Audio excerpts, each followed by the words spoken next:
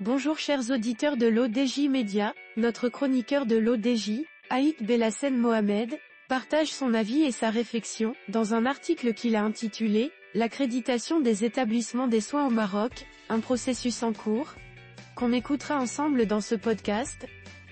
Notre chroniqueur débute son article de la manière suivante. Cet entretien avec Leslie Thompson, PDG de l'Organisation des normes en santé et d'accréditation Canada, explore l'importance croissante de l'accréditation des établissements de soins au Maroc. Entretien avec Leslie Thompson, PDG de l'Organisation des normes en santé et d'accréditation Canada. Alors que le secteur de la santé marocain se restructure et que le secteur libéral prend de l'ampleur, l'accréditation devient une nécessité pour garantir la qualité des soins et la sécurité des patients.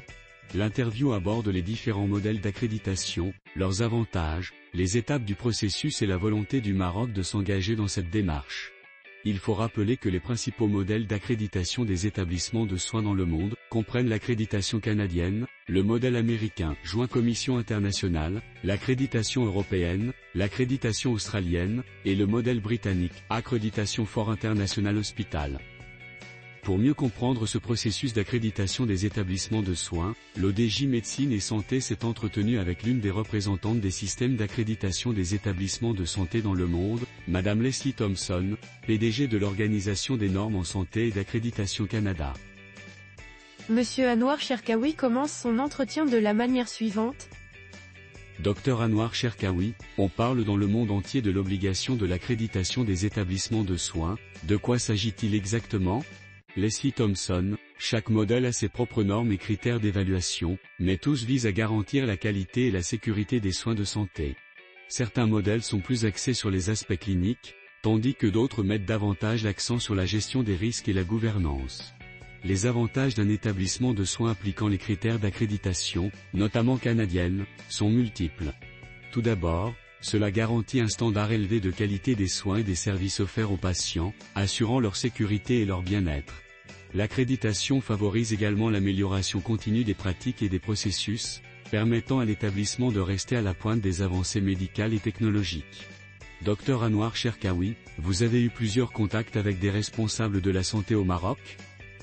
Madame Leslie Thompson, effectivement, cela fait plusieurs années que j'ai eu des échanges professionnels avec plusieurs responsables des établissements de santé aussi bien du secteur public, universitaire ainsi que du secteur libéral. Des programmes sont mis en place et un suivi régulier par nos instances se fait de façon régulière. J'ai eu plusieurs réunions avec des hauts cadres notamment M.Le ministre de la Santé, les directeurs de CHU ainsi que plusieurs établissements de soins dans le secteur libéral. Dr Anouar Cherkaoui, quel est l'apport de l'accréditation à un établissement de soins ? Leslie Thompson, il faut préciser qu'en suivant les critères d'accréditation, les établissements de soins bénéficient d'une meilleure gestion des risques, réduisant les erreurs médicales et les complications potentielles.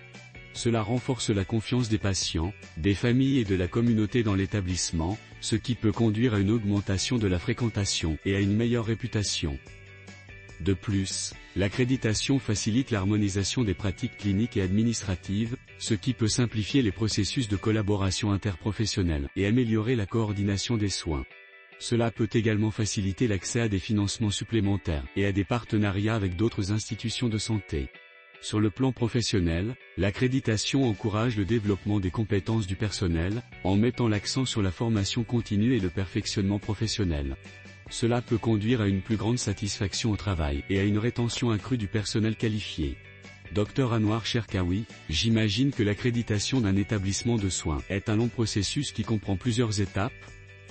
Leslie Thompson, les principales étapes que doit respecter un établissement de soins pour bénéficier de l'accréditation d'une instance mondialement reconnue comprennent l'évaluation initiale de la conformité aux normes d'accréditation, la mise en œuvre des mesures correctives nécessaires pour combler les éventuels écarts, la soumission d'une demande d'accréditation et la participation à des audits ou des évaluations périodiques pour maintenir le statut accrédité.